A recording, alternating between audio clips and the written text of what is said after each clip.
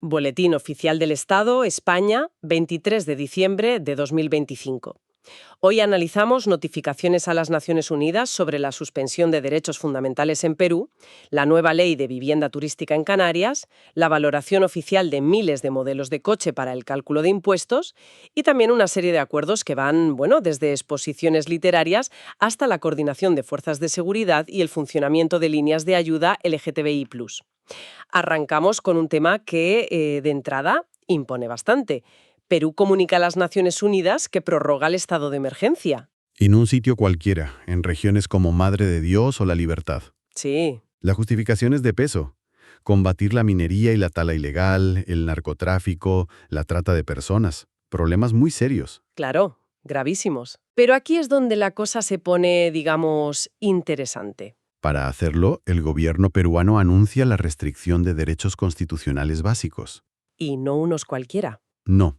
Hablamos de la inviolabilidad del domicilio, la libertad de tránsito, de reunión. La libertad y seguridad personales. Vamos, lo fundamental. Básicamente, es una notificación formal al mundo de que van a usar herramientas.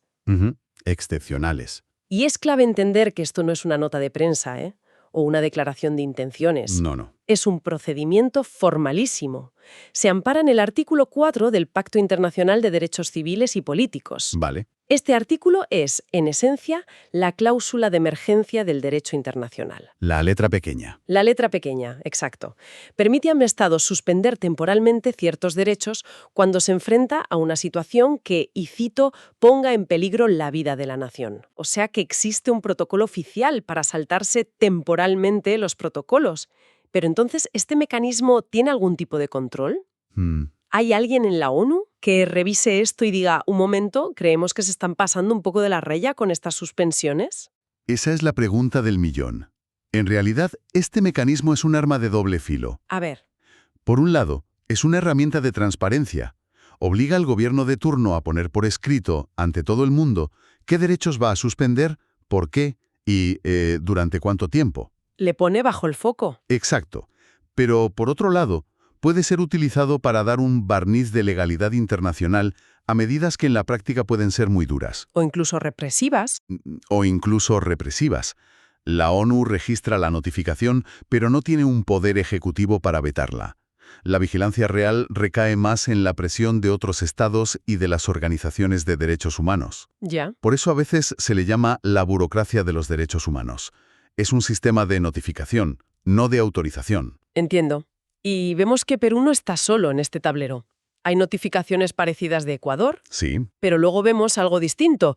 Rusia denuncia un convenio y Sudán del Sur y Somalia se adhieren a otros. Y Somalia lo hace con una condición muy específica. Has dado en el clavo. Cada uno juega sus cartas de una forma diferente. Claro, Perú y Ecuador están usando las reglas del sistema para sus crisis internas. Rusia, al denunciar un convenio, lo que hace es retirarse de una parte del tablero. Dice, miren, en esto concreto yo ya no juego. Se sale de la partida. Y luego tienes a Sudán del Sur y Somalia, que se unen. Pero como bien apuntas, Somalia pone sus condiciones desde el principio. ¿Cuáles son? Dice, me adhiero a este protocolo, pero que quede claro que no me considero obligada por la Corte Internacional de Justicia para resolver disputas. Es fascinante. Fíjate. Nos muestra que el derecho internacional no es un bloque monolítico. Es un campo de juego dinámico donde cada estado mide cada paso, cada firma y cada cláusula. Esa tensión entre una norma general y una realidad que la desborda, la encontramos también aquí en casa. Y tanto. Dejamos el tablero de la ONU para aterrizar en Canarias, donde el conflicto no es la seguridad nacional, sino algo tan básico como tener un lugar donde vivir. Efectivamente. El boletín publica una nueva ley del gobierno de Canarias que intenta, y digo intenta con toda la intención, poner algo de orden en el fenómeno de la vivienda turística. Algo de orden. Y los datos que se exponen en el preámbulo de la ley para justificarla son sencillamente demoledores. Es que son para leerlos 2 veces. En municipios como Yaiza, en Lanzarote, el 22% de todas las viviendas censadas son de uso turístico. 1 de cada 5. 1 de cada 5 casas no es para vivir, es para veranear. Y al mismo tiempo, el documento señala algo tremendo. Dilo. Que en los años 2018, 2020 y 2021 no se construyó Ni una sola vivienda protegida en todo el archipiélago. Cero. Cero. La parálisis de la vivienda social frente al boom de la turística. Es el retrato perfecto de una tensión social y económica llevada al límite. Totalmente. La ley refleja esta urgencia y busca regular lo que llama viviendas vacacionales. Y para ello obliga a los ayuntamientos a crear lo que la ley denomina instrumentos de ordenación urbanística. Vale, paremos aquí un segundo. Instrumentos de ordenación urbanística. Suena muy técnico. ¿Lo es? Para la gente de la calle, ¿qué significa eso? ¿Que el alcalde va a redibujar el mapa del pueblo o qué? Pues es una forma muy gráfica y de hecho bastante acertada de verlo. Ah, sí. Significa exactamente eso. Significa que los ayuntamientos tendrán la potestad y la obligación de zonificar. De poner límites. Podrán decidir, en este barrio, que es el casco histórico y está saturado, no se concede ni una licencia turística más. En esta otra zona de expansión, bueno, quizás se permite un cupo limitado. Entiendo. Se trata de establecer límites a la capacidad de carga turística. Incluso se llega a definir qué es una vivienda unifamiliar aislada para que nadie intente colar un apartamento en un bloque como si fuera un chalet. Se intenta poner puertas al campo, o al menos dibujar dónde está el campo y dónde está la ciudad. Eso es. Pero esto me lleva a una pregunta. ¿Hasta qué punto puede una ley, por muy bien intencionada que sea, reequilibrar un mercado donde la rentabilidad de alquilar a un turista una semana A menudo la misma. es la misma que la de alquilar a una familia durante un mes entero? Ahí está el nudo gordiano del asunto. La ley es una herramienta necesaria, un dique de contención. Pero la presión del agua, la dinámica del mercado, es poderosísima. Claro. Esta norma es una respuesta a una realidad que ha transformado la economía y la sociedad de las islas. Ya no es solo un problema de vivienda. No, no. Es un problema de identidad comunitaria. Cuando los barrios se vacían de vecinos para llenarse de maletas con ruedas, se pierde el tejido social. La ley intenta proteger eso, pero el reto es, como decías, mayúsculo. Simple lista de precios. Sí, Pero que en realidad es la columna vertebral de la fiscalidad de otro mercado gigantesco, el de los coches de segunda mano. sí. Es una de esas secciones del BOE que parecen áridas, pero que tienen un impacto directo en el bolsillo de millones de personas. Ya me imagino. El Ministerio de Hacienda publica las tablas con los precios medios de venta de vehículos para el año 2026. Páginas y páginas de marcas, modelos, motorizaciones y un valor en euros. Y esto sirve para calcular impuestos clave como el de transmisiones patrimoniales o el de sucesiones y donaciones, lo que, traducido, significa. Traducido significa que cuando una persona le compra un coche de segunda mano a otra, tiene que pagar un impuesto a su comunidad autónoma. Ajá. Para calcular cuánto se paga, Hacienda necesita un valor de referencia. Si no existiera esta tabla, pues se podría declarar un precio simbólico. Pongamos 100 euros por un coche que vale 15.000. ¿Para pagar muchos menos impuestos? Claro, estas tablas establecen un suelo, un valor mínimo oficial para evitar el fraude fiscal. Es la forma que tiene el Estado de decir, sé lo que vale tu coche, o al menos lo que debería valer a efectos fiscales, y la lista es una radiografía brutal del parque móvil. Sí, lo es. Me he fijado en algunos ejemplos. Un Alfa Romeo Giulietta de 2016, que ya tendría 10 años, está valorado en 31.600 euros. Y sin embargo, un Jeep Avenger híbrido, mucho más nuevo, de 2023, en 26.000. O el caso extremo, un Range Rover Sport híbrido enchufable de 2018 valorado en la friolera de 94.500 euros. Madre mía. ¿Cómo se calculan estos valores? Que a veces parecen antiintuitivos. Es un proceso estadístico complejo, la verdad. Se cruzan datos de matriculaciones, precios de mercado de diferentes fuentes, valores de tasación de las aseguradoras, información de los propios fabricantes. De todo un poco. De todo. Y lo que vemos es el resultado. Lo del Range Rover es un ejemplo perfecto de cómo el valor fiscal de los vehículos de lujo se deprecia mucho más lentamente. Ah, claro. La percepción de coche premium se mantiene para Hacienda durante más tiempo, y por tanto su base imponible es más alta durante más años. No es solo el valor de mercado, es también una proyección de su valor como bien patrimonial. Además, leyendo la lista, una se da cuenta de que es casi un documento sociológico. Totalmente. Al lado de cada modelo aparecen unas siglas. G de gasolina, D de diésel, pero cada vez más se ven las G y E para los híbridos y el C para los eléctricos. Sí, sí. No es solo una lista de precios, es la crónica de una transición energética hecha datos. Totalmente.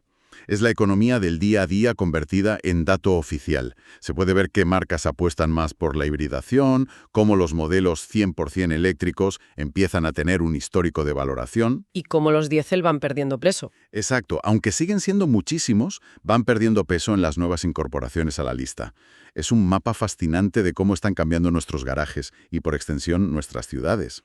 Si estas tablas son la microgestión de la economía, el tramo final de nuestra inversión de hoy nos muestra la fontanería, La fontanería... el cableado interno que permite que la administración funcione. Hablamos de los convenios. Vale. Son el tejido conectivo del Estado. Los acuerdos que nadie ve, pero sin los cuales casi nada ocurriría. Me gusta la metáfora. Son como los contratos que firman los fontaneros y electricistas antes de construir una casa. Sin ellos, no hay luz, no hay agua. Y la casa no funciona. Aquí es lo mismo, pero para que un museo pueda abrir o una patrulla de policía se coordine con otra. Y la diversidad es asombrosa. Por un lado vemos un convenio entre la Biblioteca Nacional, Acción Cultural Española y la Diputación Foral de Álava, ¿Sí? para organizar una exposición sobre el escritor Ignacio Aldecoa. Y no es una declaración de buenas intenciones, ¿eh? No, para nada. Viene con un presupuesto detalladísimo, donde la Biblioteca Nacional, por ejemplo, aporta más de 60.000 euros. Es la maquinaria de la cultura en acción. 3 administraciones de niveles distintos, estatal, paraestatal y foral, se ponen de acuerdo. Y ponen dinero. Y ponen recursos para un fin común. Muestra que la cultura de alto nivel no surge por generación espontánea. Necesita esta estructura detrás. Y del mundo de la cultura saltamos a la seguridad ciudadana en un pueblo. Otro convenio. A ver, Esta vez entre el Ministerio del Interior y ayuntamientos pequeños como Cabañas de la Sagra o Yuncos en Toledo. El objetivo, crear juntas locales de seguridad para coordinar a la Guardia Civil con la policía local. esto demuestra que la coordinación entre cuerpos de seguridad no se da por sentada. Hay que firmarla. Se pacta, se formaliza y se estructura. En el día a día, que una patrulla de la policía local y una de la Guardia Civil compartan información en un pueblo pequeño puede ser la diferencia entre resolver un problema o no, y eso se consigue firmando un papel como este. Incluso vemos la burocracia en su mínima expresión, pero no por ello menos importante. ¿A qué te refieres? La modificación de un convenio colectivo de la aerolínea Norwegian Air para corregir un simple error en el importe del plus de uniformidad. Un detalle mínimo. Un detalle que podría parecer trivial, pero que necesita una publicación oficial en el BOE para tener plena validez legal y afectar a los derechos de los trabajadores. Y para terminar, hay un convenio que me parece especialmente significativo por lo que revela sobre la arquitectura de los servicios sociales. ¿Cuál? Es un acuerdo entre el Ministerio de Igualdad y la Generalitat de Catalunya para la gestión del teléfono 028 Arcoiris, la línea de ayuda a personas LGTBI+. Sí, lo he visto. Acuerdan que las llamadas que se hagan al 028 desde Cataluña se deriven automáticamente al servicio autonómico, que es el 012. Exacto. A primera vista, parece una simple medida de eficiencia. Que la llamada la atienda el servicio más cercano, que conoce mejor los recursos locales. ¿Tiene sentido? Pero si profundizamos, plantea un debate muy interesante sobre la centralización de servicios.